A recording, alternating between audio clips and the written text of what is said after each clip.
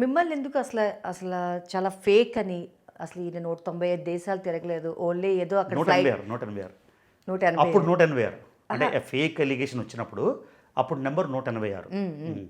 అంటే జస్ట్ ఏదో అక్కడ ఫ్లైట్ దిగుతారు, హోటల్కి వెళ్తారు. ఈవెన్ ఫ్లైట్ దిగినా హోటల్ దిగినా కంట్రీ అయితే అదే కదా. కామన్ సెన్స్ అంటే చెప్పినోడికి బుద్ధి లేదనుకోండి, వినేవాడికి బుద్ధి ఉండాలి కదా. ఇప్పుడు ఫర్ ఎగ్జాంపుల్ నేను హైదరాబాద్ అదే వచ్చాను. నేను చాలా కామెంట్స్ లో కూడా చదివాను. అదే. నాకు ఫస్ట్ అది చదవని వెంటనే నాకు ఫస్ట్ వచ్చేస్తుంది. స్ట్రైక్ అయింది అదే. అరే సరే, ఎయిర్పోర్ట్ దిగారు, హోటల్కి వెళ్ళాడు. దిగినప్పుడు ఎయిర్పోర్ట్ ఏది, హోటల్ ఏది అని తెలియాలి కదా. మీకు అంటే డెఫినేషన్ వైజ్ నేను చెప్తాను, అది దీని గురించి తర్వాత మాడతాను. మన ఎయిర్పోర్ట్ లోపల ఉంటే అది కంట్రీ కాదు. ఎయిర్పోర్ట్ దాన్ని ఇంటర్నేషనల్ ఏరియా అని అంటారు. ఓకే. ఎయిర్పోర్ట్ దాటి పాస్పోర్ట్ కంట్రోల్ ఉంది కదా. ఇప్పుడు ఫర్ ఎగ్జాంపుల్ మీ భారతదేశంలో హైదరాబాద్ ఎయిర్పోర్ట్లో దిగారు, ఇంటర్నేషనల్ ఎయిర్పోర్ట్లో. పాస్పోర్ట్ కంట్రోల్ దాటకపోతే మీరు ఇండియా వచ్చినట్టు కాదు. పాస్పోర్ట్ కంట్రోల్ దాటి మీరు శంషాబాద్ నోవోటెల్ హోటల్లో ఒక రోజు ఉంటే మీరు హైదరాబాద్ వచ్చినట్ట కాదా?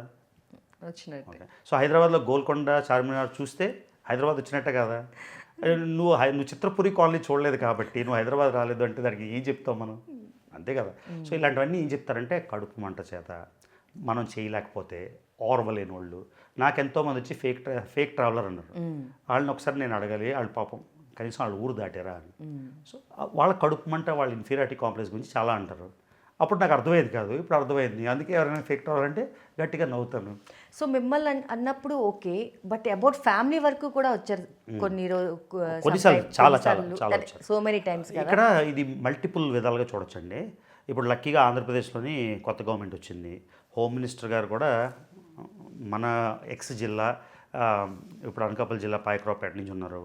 వాళ్ళు ఫీమేల్ అబ్యూస్ గురించి చాలా సీరియస్గా తీసుకుంటున్నారు.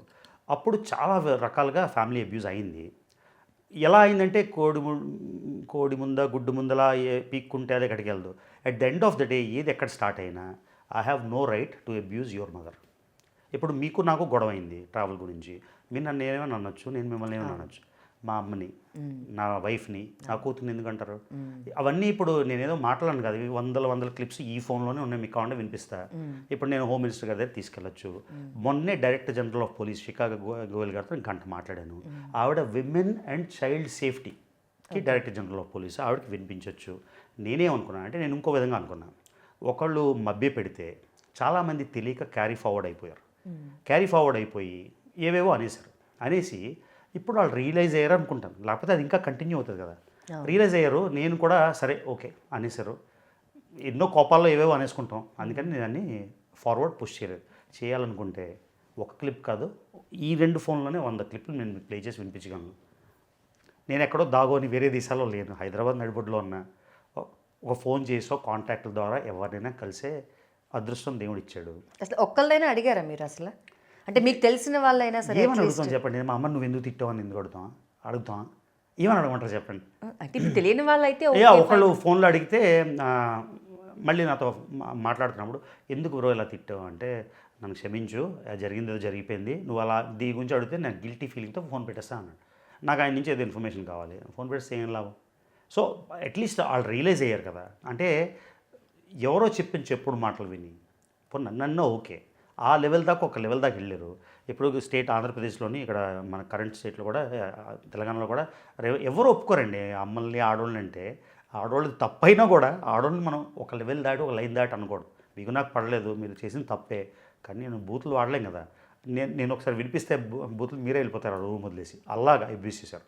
వాళ్ళ ఐడియా ఏంటంటే అలా అబ్యూస్ చేస్తే మనం భయపడిపోయి వెళ్ళిపోతాము అని. మన ఫర్మ్ అండ్ డిటర్మినేషన్ రిజాల్వ్ వాళ్ళకి తెలియదు. సో అందుకని ఇంకా స్టాండింగ్ అయింది కదా. సో చాలా ఒక లైన్ కాదు, చాలా లైన్లు క్రాస్ చేశారు. నా పేరు చెప్పుకొని నా వైపు ఉంటూ ఒకళ్ళు అబ్యూస్ చేశారు ఎవరో, అంటే నా వైపు చెప్పుకొని వాళ్ళు మేము జైల్లో పెట్టించాం. ఓకే, మేము మా వైపు అంటే నన్ను సపోర్ట్ చేస్తూ నా పేరు చెప్పుకొని ఆడోళ్ళని చిన్నపిల్లల్ని అబ్యూస్ చేస్తే మేమే పెట్టించాం జైల్లోని. ఉన్నాడు జైల్లో. జరిగింది సిచ్యువేషన్ అవన్నీ నేను అంటే నాకు కొన్ని విషయాలు తెలియవు కాబట్టి మొత్తానికి జైల్లో వెళ్ళి ఇప్పుడు ప్రస్తుతం బెయిల్లో ఉన్నాడు. అదేదో కేసు అవుతుంది. నేనైతే పర్సూ చేయట్లేదు. నా వైపు నుంచి అంటే నా క్లోజ్ వాళ్ళు చెప్తున్నా, నేనైతే ఎవరి మీద యాక్షన్ ఏమీ తీసుకోలేదు. ఎందుకంటే ప్రతి ఒక్కరు తప్పులు చేస్తారు, సరే పెద్ద తప్పులు చేశారు, మనం పెద్ద మనసుతో క్షమించేద్దామని ముందుకెళ్తాం. సో మీ అంత మెంటల్ స్టామినా ఇంట్లో లేడీస్కి ఉంటుందని అనుకుంటున్నారా? ఆడికి వచ్చేస్తుంది మనతో ఉండి వచ్చేస్తుంది. అంటే దట్ టైంలో మీ వైఫ్ ఎట్లా రియాక్ట్ అయ్యారు? వైఫ్ కూడా అంటే వాళ్ళకి అర్థం కాదు నన్ను ఎందుకు తిడుతున్నాడు. అది కూడా అంత తీవ్రమైన పదజాలంతో, ఆడెవడో ఆడ మొహమే నేను చూడలేదు, ఆడెవడో నాకు తెలియదు, ఆడు నన్ను ఎందుకు తిడుతున్నాడు. మొన్న లేటెస్ట్ ఒక క్లిప్ చూశాను, మా ఆడికి ఎఫ్ఐఆర్ ఉందని పబ్లిక్గా చెప్పుకుంటున్నాడు. ఆ క్లిప్ మీకు వినిపిస్తే కావాలంటే యూట్యూబ్లో ఉంది. కానీ జోక్ ఏంటంటే మన అమ్మలు తిడితే మనం ఫీల్ అయిపోతాం, వేరే వాళ్ళని అమ్మలు తిడితే మాత్రం మనకి ఎంటర్టైన్మెంట్. జనరల్ హ్యూమన్ మెంటాలిటీ అది, అంతేనా? ఇప్పుడు వాళ్ళ అమ్మని తిడితే అది వినడానికి బాగుంటుంది, కానీ మన అమ్మలు తిడితే మనకి తెలుస్తుంది. అది ఏ లెవెల్కి వెళ్ళిందంటే ఇప్పుడు క్లిప్స్ అన్నీ నేనేం సృష్టించక్కలే కదా, నేనేమి ఇప్పుడు నా మీద చాలా క్లిప్పులు చేశారు. అంత గ్రిడ్జ్ ఎందుకండి అసలు? అదే నాకు అర్థం కాదు, నాకు తెలుసుకోవాలి ఎందుకు అని. నేను ఇప్పుడే చెప్పాను మీకు, ఎవరి దగ్గర డబ్బులు తీసుకోలే. ఇప్పుడు ఎవరో ఛానల్ వాళ్ళు పెట్టారని చెప్పారు మీరు. ఛానల్ వాళ్ళు కాదు, ఇలాగ లోకల్ ఛానల్ ఏముందండి, మీరు ఒక ఛానల్ పెట్టుకొని తిట్టచ్చు కదా. అంటే ఇప్పుడు తమ్నైల్స్ మీద కూడా మనము కేసు వేయొచ్చు కదా. అన్ని నేను అది చెప్తాను కదా, కావాలంటే నేను 200 కేసులు వేసుకోవచ్చండి. నాకు కాంటాక్ట్స్ ఉన్నాయండి, వాళ్ళు వీళ్ళు తెలిసిన వాళ్ళు ఉన్నారు. అంటే నాకేం ఫేవర్ చేయకపోయినా న్యాయంగా వెళ్ళడానికి, పోనీ దాని మీద డబ్బులు ఖర్చు పెట్టగలనంటే ఆ కెపాసిటీ కూడా ఉంది. ఎన్నో ఉన్నాయి, చేయాలంటే చేయొచ్చు, కానీ నేను చేయదలుచుకోలేదు. ఎందుకంటే అది చేస్తే అది చేస్తాం కరెక్టే, దాని గురించి మనం ఆలోచించాలి. మనకు అది విన్నప్పుడల్లా మనకు మూడ్ ఆఫ్, దాని గురించి పాటు పడాలి. సరే అయిపోయింది, ఏదో అయిపోయింది, ఇంకా ముందుకెళ్ళిపోదాం అని ఉన్నాం. మళ్ళీ చేశారనుకోండి, అప్పుడు చేంజ్ చేయొచ్చు.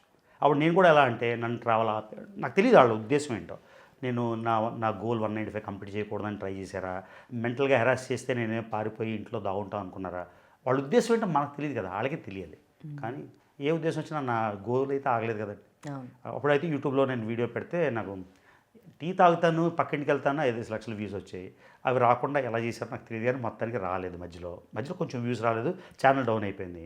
కానీ ఛానల్ చాలామంది అనుకుంటారు నేను యూట్యూబ్ మీద బతికేస్తున్నానని. యూట్యూబ్ ఉన్నా లేకపోయినా నాకు ఏమీ తేడా రాదు. కానీ యూట్యూబ్ ఉండడం వల్లే కదా మీరు నన్ను ఇంటర్వ్యూ చేస్తున్నారు కదా. నేను యూట్యూబ్ పెట్టింది ఏంటంటే నేనంటూ ఒక తెలుగోడు ఉన్నాడు. అన్ని దేశాలు తిరిగే వాళ్ళందరూ అమెరికన్స్, బ్రిటిష్ వాళ్ళు. కానీ చాలా మంది మీరు ఖర్చు పెట్టిన 25 కోట్లు మీకు యూట్యూబ్ మీద వచ్చేసాయి అనుకుంటున్నారు. అదే చెప్తున్నాను కదా, వినేవాడికి బుద్ధి లేకపోతే, చెప్పేవాడికి బుద్ధి లేకపోతే వినేవాడికి బుద్ధి ఉండాలి. 25 కోట్లు వచ్చేస్తుంది యూట్యూబ్లో. అది మీరే చెప్పాలి మరి మీకు. అంటే వచ్చేవాళ్ళు ఉన్నారు, నాకైతే రాలేదు 25 కోట్లు. ఇంకా జోక్ ఏంటంటే నేను 2001 నుంచి ట్రావెల్ చేస్తున్నా, 2000 నుంచి ట్రావెల్ చేస్తున్నా. నేను 2020లో యూట్యూబ్ ఛానల్ పెట్టాను. సో 2000లో ఖర్చు పెట్టిన డబ్బులకి 2020లో ఎలా వస్తాయి డబ్బులు?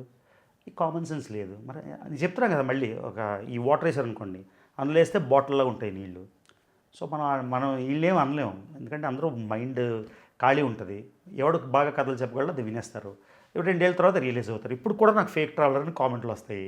ఏం చెప్పాలి దానికి, ఫేక్ ట్రావెలర్ అంటే నాకు? నేను మళ్ళీ ఛాలెంజ్ చేసి చెప్తున్నా, మొత్తం ఆంధ్ర, తెలంగాణ, తెలుగు వాళ్ళు, భారతదేశంలో ఉన్నోళ్ళు కూడా నాకంటే మీరు ఎక్కువ ట్రావెల్ చేశారు మీరు అనుకుంటే ఒక డిబేట్కి వచ్చి నాకు ఛాలెంజ్ చేసి పేరులో, ఊరో, దేశమో ఏది కావాలంటుంది. ఇప్పుడు నేను 2000 వెళ్ళిన దేశంలో ఏ ఊర్లో వెళ్ళాను, ఏ వీధిలో ఉన్నాను కూడా నేను చూడకుండా ఇప్పుడు చెప్పేస్తాను, ఓకేనా? సో అలా డిబేట్ చేయండి. ఫేక్ ట్రావెలర్ నా మాట అనేసి వెళ్ళిపోతే నువ్వెంత ట్రావెల్ చేసావు, నీకేం తెలుసు? నేను వెళ్ళిన దేశాల పేరు 195 పేర్లు నువ్వు చెప్పగలవా? లేదా ఆఫ్రికాలో 54 దేశాలు ఉన్నాయి, ఒక 10 పేర్లు టకటకమని చెప్పంటే నువ్వు చెప్పగలవా? చెప్పలేని నన్ను ఫేక్ ట్రావెలర్ అంటే నేను ఎందుకు పట్టించుకుంటాను చెప్పండి. ఫస్ట్లో బాధ అనిపిస్తుంది, ఇప్పుడు అలవాటు అయిపోయి నవ్వు వస్తుంది అనమాట. ఇప్పుడు ఎలా ఏ స్టేట్కి వచ్చేసేవాడి, మెంటల్ స్టేట్కి ఎవడు ఏదన్నా అసలు ఏమీ పట్టదు, ఆ లెవెల్ ఆఫ్ స్టేట్కి వచ్చేసాం. ఎందుకని చాలా సంతోషం ఉంది. మళ్ళీ మీ గ్లామర్ దెబ్బతింటుంది. గ్లామర్ లేదు కానీ